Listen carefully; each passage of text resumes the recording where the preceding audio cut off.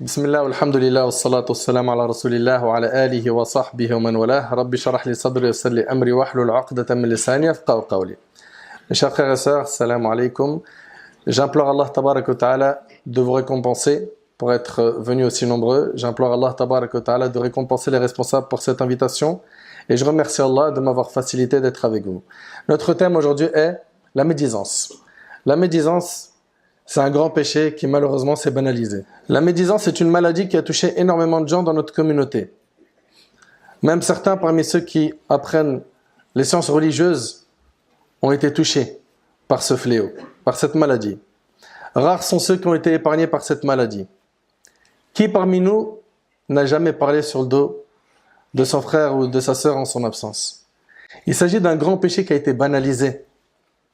Et c'est devenu, je parle ici de la médisance, le fruit le plus consommé dans les assemblées. C'est-à-dire que lorsque les gens se rencontrent, ils sont dans l'obligation de parler sur le dos de quelqu'un pour mettre de l'ambiance, pour rire. S'ils font pas ça, l'ambiance elle est nulle. On rigole pas. Il n'y a pas d'ambiance. Qu'est-ce que la médisance? Selon Abu Hurayra radiyallahu anhu, le prophète sallallahu alayhi wa sallam a dit: savez-vous ce qu'est la médisance? Ils dirent: Allah et son messager le savent mieux que nous.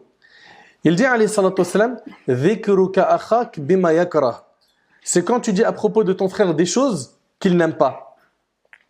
Ça, c'est la définition de la médisance. Vous écoutez?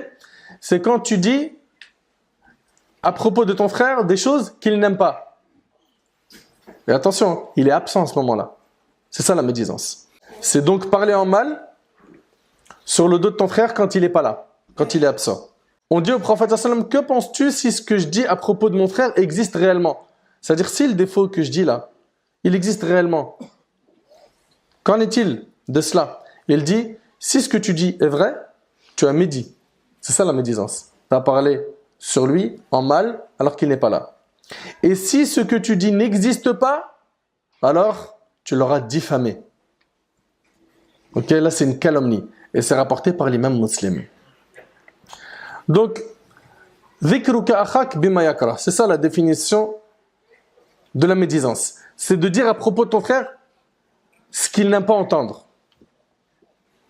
Donc vous avez compris, c'est citer quoi? Ses défauts. Ok? Comme quelqu'un par exemple qui est petit en taille et les gens se moquent de lui parce qu'il est petit. Ou bien parce qu'il est fort. Et donc ils vont dire: ouais, le gros. Ok? Ah, il n'y en a pas 2000 le gros, tu sais très bien de qui on parle. Et donc ils disent ça, ils se moquent. Et c'est en train d'évoquer un défaut que ton frère en Allah, il n'aimerait pas entendre s'il était présent. D'accord ou pas? C'est ça la médisance. Ok? Ou bien, lui il est avare. Il n'est pas là et tu dis qu'il est avare. Il n'est pas là et tu dis qu'il est mauvais, rancunier. Ou bien d'autres types de paroles, comme on le voit beaucoup aujourd'hui. C'est un innovateur, c'est un égaré. Lui, il mange l'argent sale. Bien sûr, tout cela concerne la personne qui parle derrière le dos d'une autre personne en disant une de ses paroles. Par contre, si ça c'est dit en face à face, c'est pas de la médisance, c'est une insulte. Et il faut savoir que ce péché, il est encore plus grave quand il s'agit des savants, des gens de science. Un savant, quand on médit sur lui, certains ne lui accordent plus de crédit. Et donc tu éloignes les gens des ulama, des savants. Et ça, c'est hyper grave. Hyper grave. Comme on le voit aujourd'hui malheureusement, certains qui passent énormément de temps à vous envoyer des listes. Sûrement vous avez déjà reçu ça. Des listes où il te met 45 noms, il dit: eux, il ne faut pas les écouter. C'est tout. Et ce qui est fort, c'est que la plupart des gens qui reçoivent ça, ils n'ont pas de preuves. On dirait celui qui a envoyé ça, c'est l'imam al-Bukhari. C'est-à-dire l'info, elle est infaillible. Ah mince! Oh, il y avait eux, je les aimais bien, je les écoutais. Ah on m'a envoyé, il ne faut pas les écouter. Inna lillahi wa inna ilayhi raji'un. Qu'Allah il améliore la situation de la Ummah. Aussi rapidement comme ça, on balaye tout le travail des gens de science, des gens qui œuvrent dans le bien. Et aussi rapidement, vous apportez caution à des inconnus dans le bataillon qui vous apportent aucune preuve, qui vous envoient une liste comme ça. Si ça prouve quelque chose, c'est que, désolé, ça va être un peu piquant, on a énormément de moutons dans la communauté.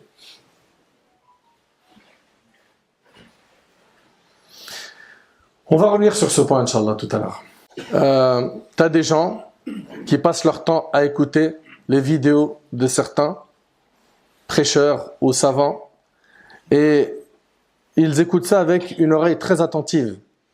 Où est-ce qu'il va faire une erreur? Où est-ce qu'il a dit quelque chose qui ne colle pas pour qu'on puisse déchirer son honneur bien comme il faut sur le net?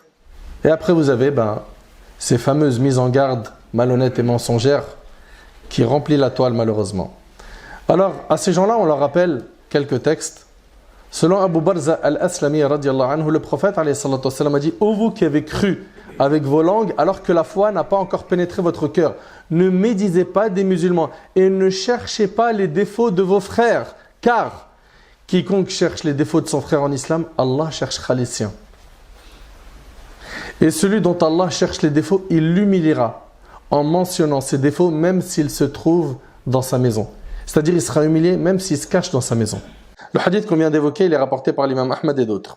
Allah tabaraka wa ta'ala, il nous dit dans Surat al-Hujurat, Surat 49, verset 12, وَلَا يَغْتَبْ بَعْضُكُمْ بَعْضًا أَيُحِبُّ أَحَدُكُمْ أَن يَأْكُلَ لَحْمَ أَخِيهِ مَيْتًا فَكَرِهْتُمُوهُ وَاتَّقُوا اللَّهَ إِنَّ اللَّهَ التَّوَّابُ الرَّحِيمُ.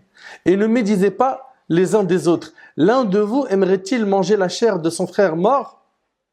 Écoutez bien, hein. Allah subhanahu wa ta'ala, il nous parle de la médisance et il nous dit, l'un de vous aimerait-il manger la chair de son frère mort? Vous en aurez horreur. Vous en aurez horreur et craignez Allah car Allah est grand, accueillant au repentir, très miséricordieux.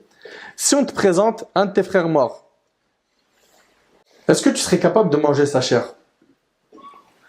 N'importe qui dirait quoi? Non. C'est vrai ou pas? Eh bien, quand tu parles sur le dos de ton frère, quand tu parles sur lui en mal, dans son absence, sache que tu es en train de manger sa chair, sachant qu'il est absent et qu'il ne peut pas se défendre, il est semblable aux morts. Voilà ce que nous dit Cheikh Al-Uthaymin, rahimahullah.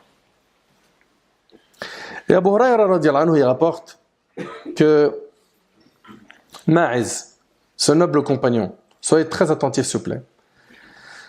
Abu Hurayra, radiyallahu anhu, il rapporte que le compagnon Ma'iz, radiyallahu ta'ala anhu, il est venu voir le prophète sallallahu alayhi wa sallam et il avait commis la fornication, zina. Il est parti dire cela au prophète. Le prophète il s'est détourné de lui. Mais il est revenu plusieurs fois voir le prophète pour témoigner contre sa personne en lui disant « J'ai commis la fornication ». Et le prophète à la 4e ou 5e fois, il lui a demandé « As-tu vraiment commis zina, la fornication ?» Oui, répondit Ma'az. Le prophète lui a dit « Sais-tu ce que signifie la fornication ?»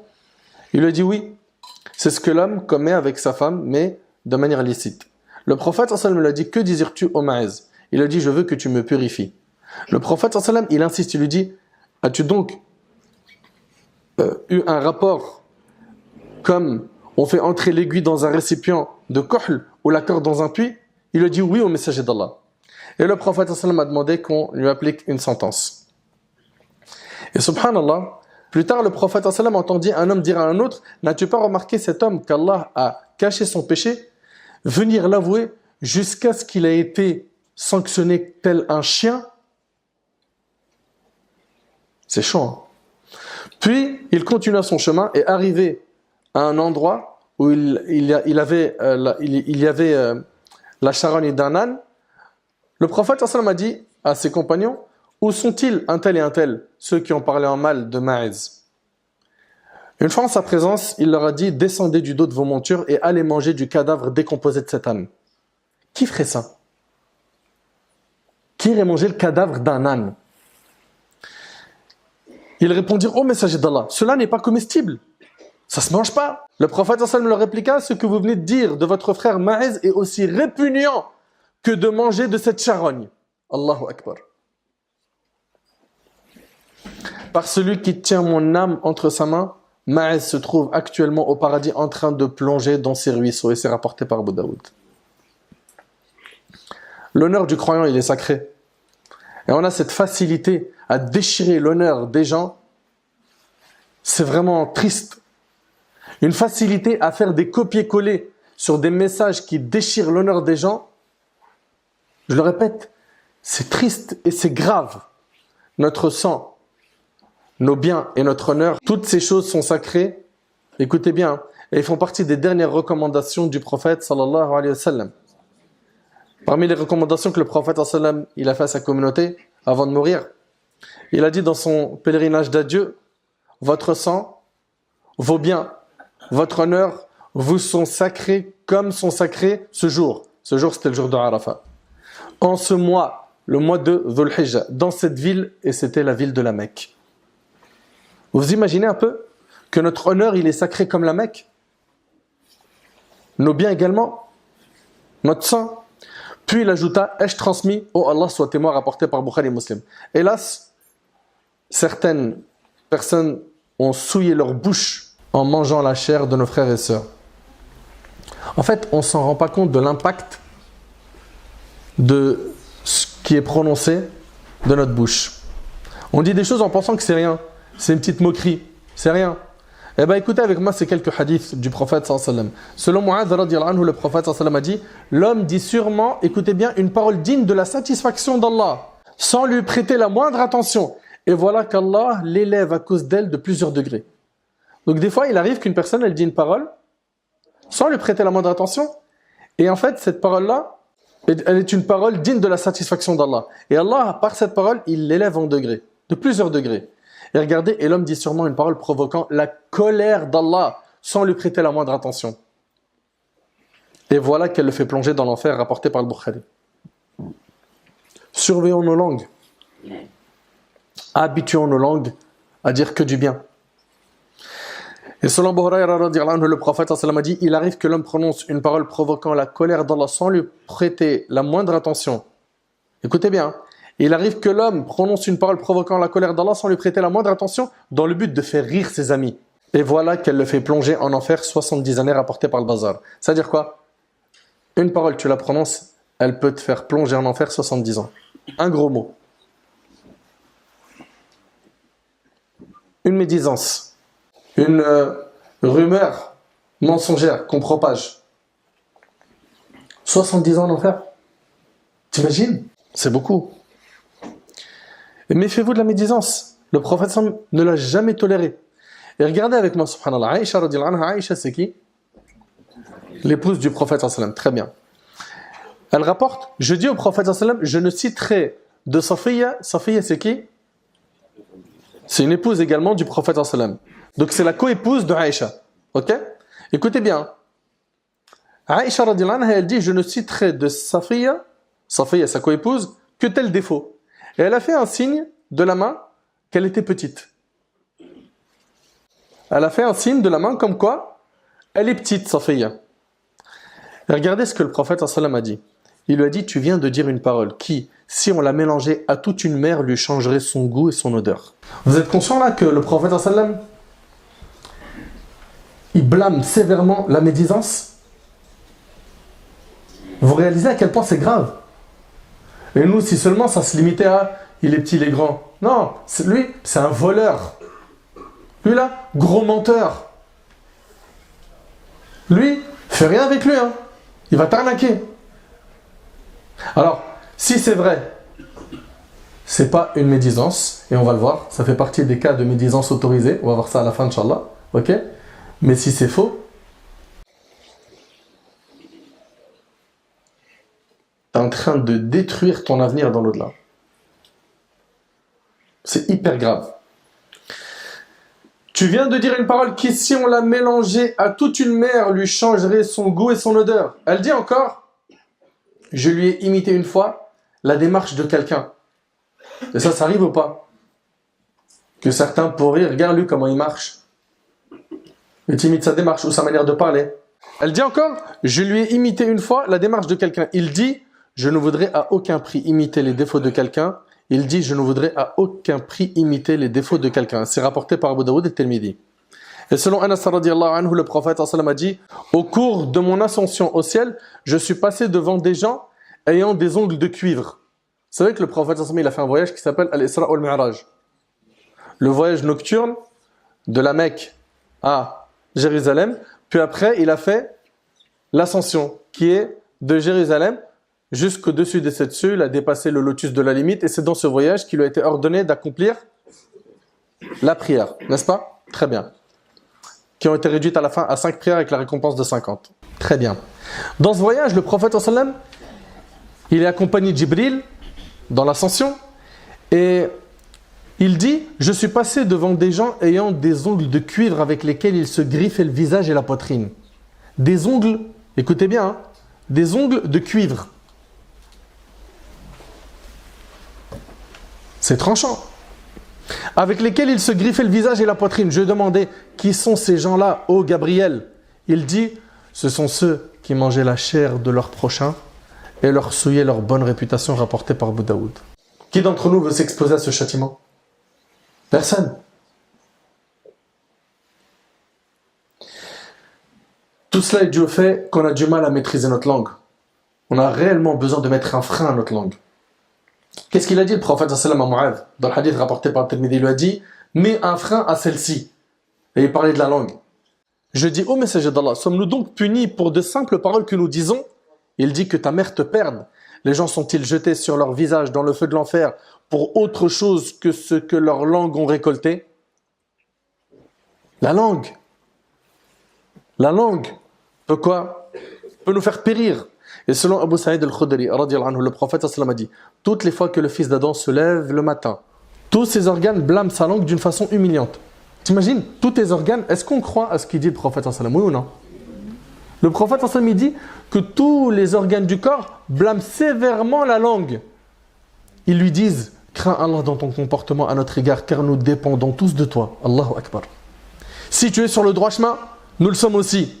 Et si tu prends la route tortueuse, nous la prenons avec toi, rapporté par Tirmidhi.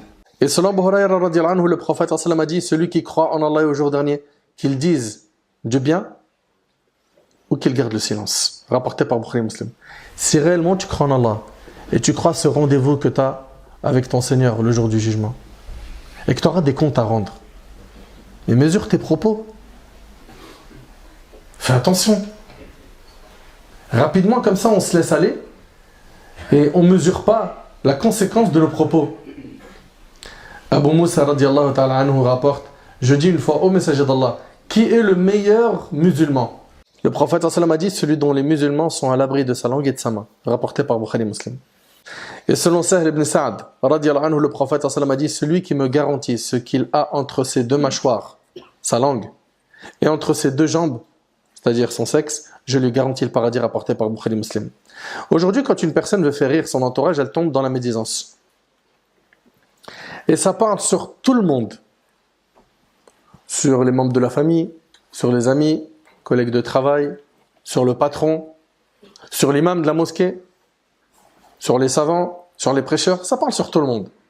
Malheureusement, quasiment personne n'est épargné. Ces gens-là qui parlent derrière le dos des gens, si on leur dit aujourd'hui, qu'est-ce que tu en penses de prendre un crédit bancaire? La plupart des gens, ils savent que c'est haram. La plupart des gens, ils savent que c'est haram. Et ceux qui continuent à poser la question jusqu'à maintenant, ils savent au fond d'eux que c'est quelque chose qui colle pas avec le dîn, mais voilà, on veut trouver un échappatoire, quelqu'un qui nous dit c'est bon, tu peux aller pour acheter une maison, une voiture, etc.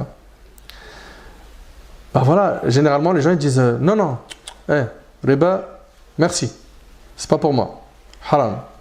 Il y a des hadiths qui parlent de, comme quoi le riba ça équivaut à 36 fornications, ou bien à commettre la fornication avec sa mère, c'est terrible. Et bien le prophète il dit, écoutez bien, dans le hadith d'Abi Hurayra qui est rapporté par le Bazar, la plus grande sorte d'usure, de riba, c'est le fait que la personne porte atteinte à l'honneur de son frère sans aucun droit. Le type, il est innocent de toute accusation et on lui colle des étiquettes monstrueuses. On va l'accuser de menteur alors que ce n'en est pas un, de voleur alors qu'il n'a jamais volé, d'égaré alors que c'est faux, d'innovateur alors que c'est faux. À toutes ces personnes qui collent des étiquettes aux gens rapidement, sans se soucier des conséquences que cette chose aura le jour du jugement, ouvrez bien vos oreilles. D'après Abdullah ibn Umar, le prophète a dit « Quiconque dit sur un croyant ce qu'il n'y a pas en lui ». Est-ce que vous voyez que c'est bien clair là? Quiconque dit sur un croyant ce qu'il n'y a pas en lui. Allah le fera habiter dans Radratul Khabal. Allah le fera habiter dans Radratul Khabal jusqu'à ce qu'il soit délivré de ce qu'il a dit et il n'en sera pas délivré. Ce hadith-là, il est rapporté par Abu Daoud et d'autres. Et dans Sunan ibn Majah, on demanda au prophète sallallahu alayhi wa sallam, mais c'est quoi Radratul Khabal? Il répondit, ce sont les sécrétions des gens de l'enfer. Pourquoi est-ce que la personne sera dans Radratul Khabal, dans les sécrétions des gens de l'enfer? Parce que cette personne dit sur les croyances ce qu'il n'y a pas en eux.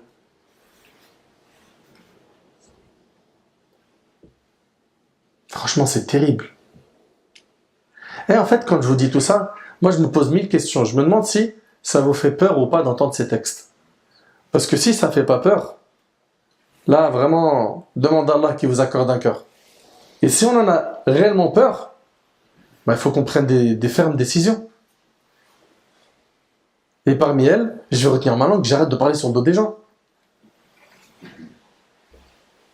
Je vais m'occuper de ma propre personne, de mes défauts. J'en ai déjà un paquet. Non, on oublie souvent les nôtres et on zoome sur ceux des autres. Ce sont donc les sécrétions des gens de l'enfer. Et aujourd'hui, on a des gens qui non seulement parlent sur le dos de leurs frères, mais en plus, ils vont jusqu'à dire, lui là, il n'ira jamais au paradis. Lui là, c'est sûr que c'est l'enfer. En F16, il va les faire de marre. Et ça fait rire la galerie. Hein. Ah, t'es un tueur. Ah non, j'étais pas prêt sur celle-là. Et ça rigole. Avec quoi? Avec, lui là, il va aller en enfer. Lui, il va aller au paradis. Ça t'appartient, ça? De dire ces propos? Je vous invite à écouter attentivement ce hadith, s'il vous plaît, et concentrez-vous bien comme il faut. Abu Hurayra radhiyallahu anhu a dit, j'ai entendu le messager d'Allah sallallahu alayhi wa sallam dire, il y avait parmi les enfants d'Israël 2 hommes qui étaient liés par une grande fraternité. Donc ça, c'est une histoire qui concerne Bani Israël. Ok? Et c'était 2 hommes qui étaient liés par une grande fraternité. L'un d'eux, il s'adonnait au péché, tandis que l'autre se consacrait à l'adoration d'Allah avec ferveur. Le fervent dans l'adoration ne cessait de voir son compagnon plongé dans les péchés et lui disait alors « Cesse de commettre des péchés ». Et l'autre de lui dire « Laisse-moi par Allah. As-tu été envoyé vers moi comme gardien ?» Donc vous avez compris, ces 2 amis, il y en a un, il est dans la religion et un, il est loin de la religion. Celui qui est dans la religion, il fait son boulot. C'est d'essayer d'aider son frère qui n'est pas dans la religion, de lui tendre la main. Ok? Excellent. Il lui rétorqua alors, à un moment, ça y est, il a fait tellement de rappels, celui qui était dans la religion, qu'il arrivait à un stade où il lui a dit « Par Allah, Allah ne te pardonnera pas. »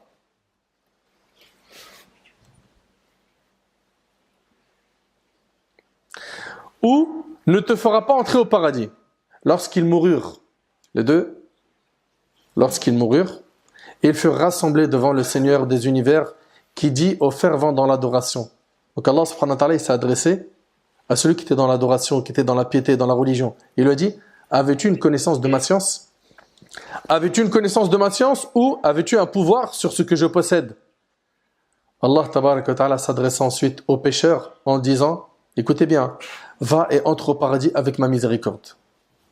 Le pécheur va et entre au paradis par ma miséricorde et il s'est adressé à l'adorateur, il a dit, emmenez-le en enfer. Et c'est rapporté par l'imam Abu Daoud. Et Abu Hurayra, il a dit ensuite, par celui qui tient mon âme entre ses mains, cet homme a proféré une parole qui a annulé tous les actes de sa vie ici-bas et dans sa vie future. Ne soyez jamais de ceux qui viennent dire d'un musulman ou d'une musulmane, il sera au paradis, il sera en enfer. Qu'est-ce que t'en sais? Ça se trouve, avant de mourir, il va se repentir, il sera 1000 fois mieux que toi. Aujourd'hui, tu le vois avec du mépris. Ça se trouve, demain, il va te donner des cours de religion, tu seras son élève. Faites gaffe. Quand vous voyez un pécheur, n'allez pas comme ça direct, avec les paroles les plus dures, le blâmer sévèrement. Vous pouvez le faire fuir. Surtout quand ces personnes-là viennent à la mosquée et qui font des choses qui ne sont pas correctes. Et il y a un peu de rahma, de la douceur. Ne les faites pas fuir. Pour ces personnes-là, le fait de venir à la mosquée, c'est un effort qui est immense et qu'Allah il les récompense. Maintenant, si nous, on leur tend la main et qu'ils voient dans la mosquée, mashallah, la fraternité, l'union, l'amour, l'entraide, ça va l'aider à combattre son âme qui l'incite au mal, s'éloigner des mauvaises fréquentations, de la drogue, bref, de tous les péchés dont il est attaché. Mais si toi, tu viens, premier contact avec la mosquée, il rentre, tu le rentres dedans. Ouais, ta prière, c'est pas comme ça. Ouais, regarde, t'as fait ça. Ouais, t'as pas bougé le doigt. Ouais, je sais pas quoi. Ton pantalon, ouais, ceci et cela. Soyez pas de cela. Ayez de la miséricorde. Rappelez-vous du bédouin qui a uriné dans la mosquée. C'est impressionnant le comportement que le prophète a eu avec lui. Imagine quelqu'un là, vous avez vu comment vous êtes nombreux, tabarakallah. Allahumma barik, mashallah. Imaginez-vous, quelqu'un il vient, pendant qu'on est là, il se met dans un coin, il urine. Il fait ses besoins. Ça va passer tranquille. Hein, je vois déjà des visages qui font. Il y a des signaux qui disent. Faut qu'ils finissent dans un coffre d'une voiture. Donc voilà, il y a plein de gens qui réagiraient hyper mal. Le prophète, sallam, il a vu les compagnons qui se sont précipités pour aller le blâmer. Il a dit, laissez-le terminer. Laissez-le terminer. Puis à la fin, il est parti, il lui a expliqué, la mosquée, c'est pas fait pour ça. Ici, c'est pour prier, pour adorer Allah, hein, lire le Coran, etc. Et l'homme, il a tellement été touché par la douceur du prophète qu'il a dit, oh Allah, fais-moi miséricorde, ainsi qu'à Mohammed et à personne d'autre. Vous imaginez? Mais nous, on vient, subhanallah, la personne, elle vient de rentrer dans la mosquée, comme on m'avait raconté l'histoire d'un petit jeune, il est rentré à la mosquée pour se convertir à l'islam. Et il avait une boucle d'oreille. Il passe dans les rangs, lui il est trop content ce jour-là, pour lui c'est un jour marquant. Il rentre dans la mosquée avec sa boucle d'oreille, miskin, il ne sait pas. Oh, oh, haram, hey, qu'est-ce que tu fais? Ça. Premier contact, il n'a même pas encore dit la shahada. Allez vous soigner. En apprenant la religion, vous allez vivre mieux. Parce que là, l'ignorance, ça ne vous fait pas de cadeau. C'est triste. Donc Allah il vérifie comme ces histoires de lui il va aller au paradis, lui il va aller en enfer, lui est kafir, lui est musulman. Ok, on voit des gens aujourd'hui ils s'amusent à ça. Hein. Lui ce musulman là, tu penses quoi lui? Il est musulman ou kafir? Lui à ton avis il va aller au paradis ou en enfer? C'est pas ton problème. Ok, c'est pas ton problème. Toi ton grand problème c'est ce nafs que tu as à l'intérieur de toi. Soigne-le. Soigne ce nafs. Mais comment ils étaient nos pieux prédécesseurs dans leur comportement avec leur langue? Zayd ibn Aslam, rahimahullah, a rapporté d'après son père que Omar ibn Khattab entra chez Abu Bakr al-Siddiq radiyallahu anhu. Vous connaissez Abu Bakr al-Siddiq radiyallahu anhu? C'est le meilleur compagnon du prophète sallam. N'est-ce pas? C'est le plus pieux des compagnons. C'est le numéro 1 des compagnons. Radiyallahu ta'ala anhu. C'est le plus pieux des compagnons. Omar radiyallahu anhu, il entre chez Abu Bakr et il le trouve en train de tirer sa langue. Omar lui a dit, c'est ce qu'Allah te pardonne. Et Abu Bakr de répondre, c'est elle qui me pousse à dire ce dont je crains les conséquences. Et c'est rapporté par l'imam Malik rahimahullah dans le Muwatta. Abu Bakr radiyallahu anhu, il blâme sa langue. Et nous, combien de fois par jour, on se dit franchement, j'ai abusé aujourd'hui sur ce que j'ai dit. J'ai abusé, j'ai dit des mauvaises paroles. Ibn Abbas radiyallahu anhu disait aux langues, dis du bien, tu gagneras. Ou garde le silence sur un mal, tu seras épargné. Car dans le cas contraire, tu regretteras. Ibn Mas'ud radiyallahu anhu disait, par celui dont il n'y a pas de divinité à part lui, la chose qui mérite le plus l'emprisonnement, c'est la langue. Elle mérite la prison. Notre devoir lorsque quelqu'un médite d'une autre personne, c'est quoi? Alors, il y a 3 leçons très pratiques que j'aimerais que vous reteniez. La première, toi, tu bannis de ta vie la médisance. Parle pas sur le dos des gens. Ok? C'est un grand péché, tu n'es pas prêt d'assumer les conséquences. Arrête, freine, stop. 2, quand on médit sur quelqu'un en ta présence, fais le nécessaire pour que ton premier réflexe soit de défendre son honneur. Aujourd'hui, tu parles mal d'un musulman, les gens ils apportent caution sans vérifier quoi que ce soit. Hein. Ah ouais, t'as raison, voilà, de toute façon, je le sentais pas lui. Hein. Selon Abu Darda, radiyallahu ta'ala anhu, le prophète a dit, celui qui repousse les fausses allégations, écoutez bien, les fausses affirmations qui nuisent à la bonne réputation de son frère, celui qui repousse, écoutez bien, les fausses allégations qui nuisent à la bonne réputation de son frère, Allah repousse le feu loin de son visage le jour de la résurrection. Et c'est rapporté par l'imam al-Tirmidhi. Défendons nos frères et nos sœurs bec et ongle. Quand quelqu'un vient attaquer l'honneur d'un de tes frères, d'une de tes sœurs, tu lui dis « Je veux des preuves factuelles. » Si tu n'as rien de factuel, merci. Épargne-moi de cette discussion, j'en veux pas. Ok? Et s'il est avéré, avec des preuves, que cette personne représente un danger pour la communauté, ben on va voir après les règles concernant cela. Ok? Mais que votre réflexe premier soit « Je veux des preuves. » On doit agir avec nos frères et nos sœurs avec le principe suivant. Il est clean jusqu'à preuve du contraire. Il est clean jusqu'à preuve du contraire. Et rappelez-vous, hein, celui qui repousse les fausses allégations, donc les fausses affirmations qui nuisent à la bonne réputation de son frère, Allah repousse le feu loin de son visage au jour de la résurrection. Subhanallah. Et troisième chose que j'ai à vous dire, donc 1, éloigne-toi de la médisance, 2, défends l'honneur de tes frères, et 3, écoutez bien, le 3 c'est quoi? C'est que si on est incapable de blâmer la médisance dans une assemblée, eh ben, il t'est interdit de rester dans cette assemblée. Tu n'as pas le droit de rester dans cette assemblée. Tu te lèves, tu pars. Ouais, mais ils vont dire de moi, et alors? Subhanallah, c'est le monde à l'envers. C'est le monde à l'envers. Carrément aujourd'hui, on blâme celui qui ne participe pas à ce grand péché.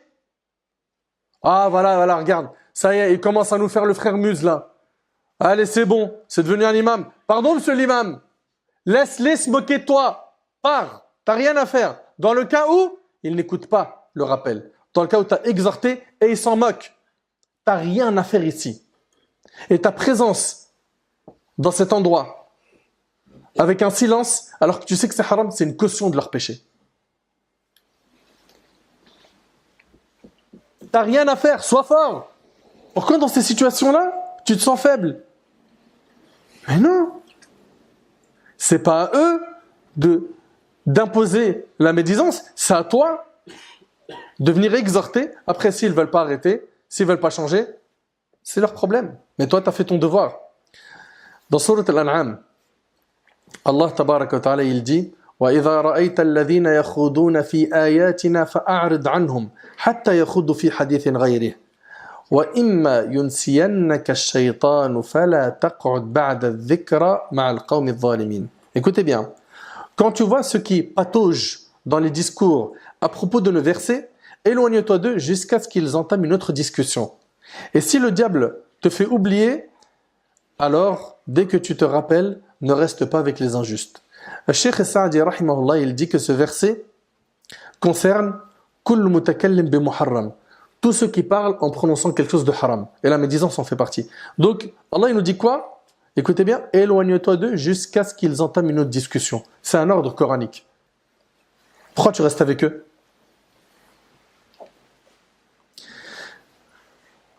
Taïb, rapidement, et c'est avec ça qu'on termine, Inch'Allah. Il y a des cas où la médisance, elle est autorisée. 6 cas où la médisance, elle est autorisée. Ce n'est pas un péché. L'imam al-Nawawi, rahimahullah, il les évoque, et soyez très attentifs. Le premier cas, c'est pour dénoncer quelqu'un auprès du gouverneur, d'un juge, ou autre personnage ayant le pouvoir de lui donner justice de celui qui l'opprime. Donc, pour le dénoncer, il dira, un tel m'a fait subir telle injustice. Donc là, c'est une médisance autorisée. D'accord? Je me retrouve devant une autorité religieuse, un juge, quelqu'un qui peut m'aider à quoi? À récupérer mes droits. Donc quand je vais parler en mal de mon frère, là ici, c'est pas un péché. C'est une médisance qui est quoi? Permise. C'est bon? Ça, c'est le premier cas. Et vous avez remarqué, c'est pourquoi? C'est pour récupérer un droit. En fait, les 6 cas, vous allez voir qu'il n'y en a aucun parmi eux qui a pour but de dénigrer notre frère en son absence ou déchirer son honneur. Il y a toujours un objectif noble. Dans les 6 cas, vous allez voir que c'est quelque chose de visible. Deuxième cas où c'est autorisé, quand cette médisance peut aider à faire cesser une action réprouvée ou à remettre sur le droit chemin quelqu'un qui désobéit. Mon frère Karim, il va venir me voir et va me dire, Nader, tu vois un tel, eh ben, moi, tu sais, j'ai pas envie de lui parler parce que j'ai pas, voilà, soit les arguments, soit la proximité, le lien que tu as avec lui. Et en fait, hier, je l'ai vu, il était dans l'alcool, etc. Est-ce que tu peux aller lui parler? Karim, il a fait quoi là? Il a cité un défaut. Oui ou non? De notre frère en son absence. Mais c'est permis parce que son intention, c'est quoi? c'est qu'on aide la personne et qu'on le ramène dans le droit chemin. Mais si Karim, son intention c'était, devine quoi? Hier on avait un tel là, il est là bourré et tout, et après il fait le pieux. Là c'est quoi ça? C'est une pure médisance. Vous voyez la différence ou pas entre les deux? Donc le premier cas où la médisance elle est permise, c'est quoi? C'est quand on va aller voir un juge, un gouverneur, ok, ou une autorité religieuse pour se plaindre d'une injustice qu'on a subie. Deuxième cas, c'est pourquoi? Pour faire cesser une action réprouvée, ou remettre sur le droit chemin quelqu'un qui désobéit à Allah. C'est bon? Un tel fait telle chose, s'il te plaît, aide-le à cesser ce comportement. Il faut que son but réel, en cela, soit de mettre fin à une action réprouvée. C'est clair? 3. C'est quand on demande un avis de jurisprudence. On va voir un mufti, quelqu'un qui a un grand bagage religieux, et la personne va lui dire, voilà, mon père a été injuste avec moi, ou mon frère, ou mon épouse, est-ce qu'il a le droit de faire ce qu'il m'a fait? Donc là, je vais citer des défauts, ok? Mais dans le but de savoir est-ce que moi je suis en droit d'agir de telle manière ou de telle autre. Vous suivez? Ça c'est le troisième cas. Donc c'est alors permis quand il y a un grand besoin. Mais il est plus sage et plus apprécié de dire que dis-tu d'un homme ou d'un individu ou d'un mari qui fait telle chose? C'est-à-dire là, même son nom, je le cite même pas.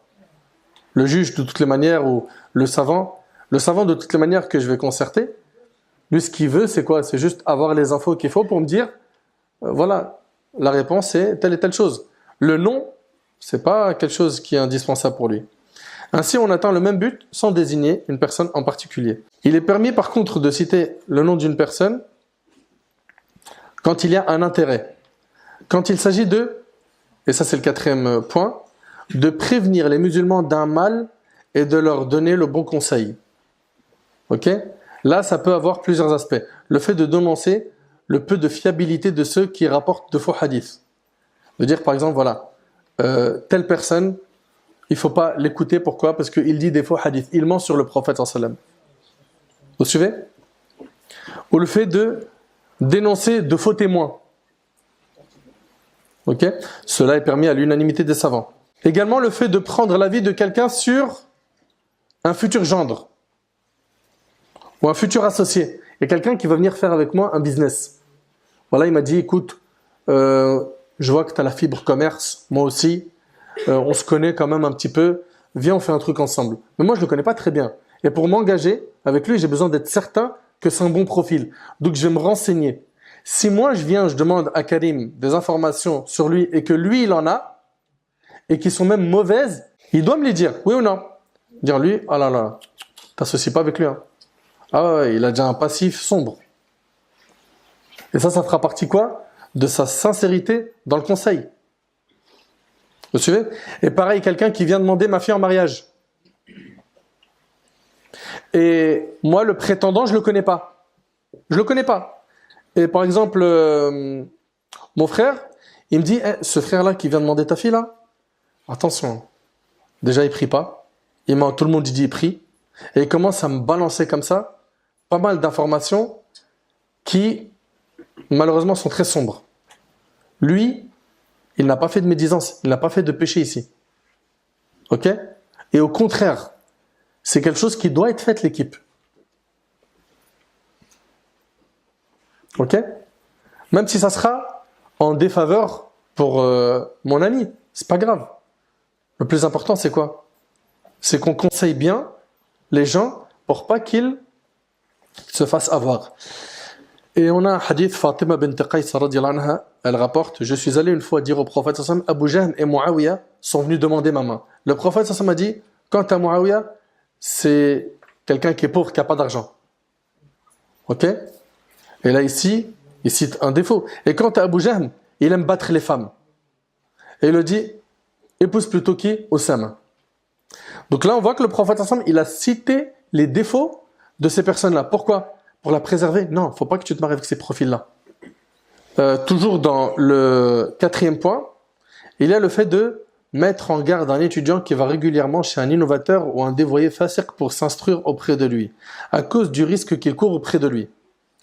Mais il faut que le but visé soit uniquement le désir sincère de donner le bon conseil. Donc ici, vous avez compris, on parle de quoi? Du point des mises en garde.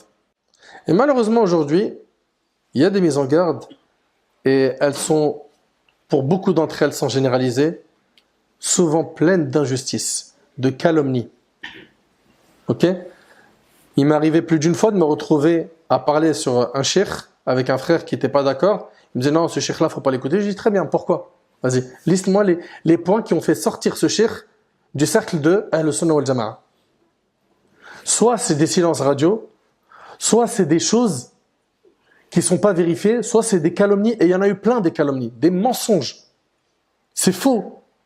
Et c'est pas comme ça. Nous, on défendra nos savants bec et ongles. Maintenant, si en face, toi, tu n'arrives pas à comprendre une fatwa qu'il a faite ou une action, cherche ou demande. Au lieu de tirer comme on le voit aujourd'hui. Au lieu de tirer sur le dos d'un savant, d'une personne de ilm. Alhamdulillah, de moins en moins, on a ce fléau. Allahumma lakal hamd. Mais voilà, il reste encore des petits jeunes qui perdent beaucoup de temps et surtout beaucoup de hasanat sur le net avec ça. Beaucoup de hasanat. Gardez vos hasanat dans votre compte, faites pas n'importe quoi. Donc faites attention s'il vous plaît à ce point-là. C'est pas une mince affaire hein, de venir déchirer l'honneur de quelqu'un. Et il y en a en fait, je le dis, je le répète, ils ne mesurent pas la gravité de faire des mises en garde injustes comme elles se font énormément malheureusement. Également, il est permis de médire de quelqu'un qui fait au grand jour des choses interdites. Yajhar bi fisqihi. Ok? Vous entendez? Il est permis de médire de quelqu'un qui fait au grand jour des choses interdites, telles que la consommation de l'alcool. Il boit de l'alcool devant tout le monde. Il s'en cache pas. Le fait de dire, tu vois un tel, celui qui boit de l'alcool là c'est pas de la médisance. Pourquoi? Parce que lui, il s'en cache pas. Mais si lui, il s'en cache, t'as pas le droit de dévoiler ça. Sauf s'il y a un but de quoi? De l'aider à se réformer, etc. Ok? Dernier cas où la médisance elle est permise, c'est quand quelqu'un a pour surnom un défaut. Son surnom, c'est un défaut. Tel que le boiteux, c'est son surnom. Le sourd, l'aveugle. Quand on lit un peu les livres de nos ancêtres, hein, on lit Al-A'raj, le boiteux. Il est permis, dans ce cas, de nommer cet homme par le défaut qui lui sert de surnom. Mais si on peut l'identifier par autre chose, c'est préférable. Voilà donc les 6 cas où il est permis de médire de quelqu'un selon ce que disent les savants et sur la plupart desquels ils sont unanimes. Ils se basent sur des hadiths authentiques pour cela. Pour terminer, si tu as médit sur quelqu'un, on est d'accord que tu dois te repentir sincèrement, oui ou non? Très bien. J'ai une question et c'est la dernière. Est-ce qu'on doit demander pardon à la personne de qui on a médié à son encontre ou pas? Est-ce qu'on doit demander pardon à la personne de qui on a médié à son encontre, oui ou non? Si la personne est au courant, oui. Barakallahu fik. Très bien. Très bien. Cheikh Al-Uthaymin, il dit qu'il y a une divergence entre les savants sur ce sujet et que l'avis le plus fort est que s'il n'est pas informé de notre médisance envers lui, on ne lui dit rien. S'il n'est pas au courant qu'on a parlé sur lui en mal, on ne lui dit rien. Et on va l'évoquer en bien là où on l'a évoqué en mal et on demande pardon à Allah. Vous avez suivi? C'est-à-dire que il n'est pas au courant. On ne va pas lui dire, ah au passage, j'ai dit que tu étais un avare, j'ai dit que tu étais moche, j'ai dit que ceci, j'ai dit que cela. Non. Il n'est pas au courant. Là où tu as parlé de lui en mal, tu dois parler de lui en bien. Et tu demandes pardon à Allah. C'est bon? Maintenant, s'il est au courant, là, tu n'as pas le choix. Tu dois aller le voir pour lui demander pardon. Et là où tu as parlé de lui en mal, tu parleras de lui en bien et tu demandes pardon à Allah subhanahu wa ta'ala. C'est clair pour tout le monde? J'implore Allah subhanahu wa ta'ala de nous faciliter, de nous détacher de ce péché. J'implore Allah tabarak wa ta'ala de nous aider à combattre les maladies de la langue et toutes les maladies des autres membres du corps. J'implore Allah tabarak wa ta'ala de faire que ce rappel soit bénéfique pour moi ainsi que pour vous. صلى الله سبحانه وتعالى أن ينفعني بما قلت وننفعكم بما سمعتم هذا ما أعلم والله عز وجل أعلى وأعلم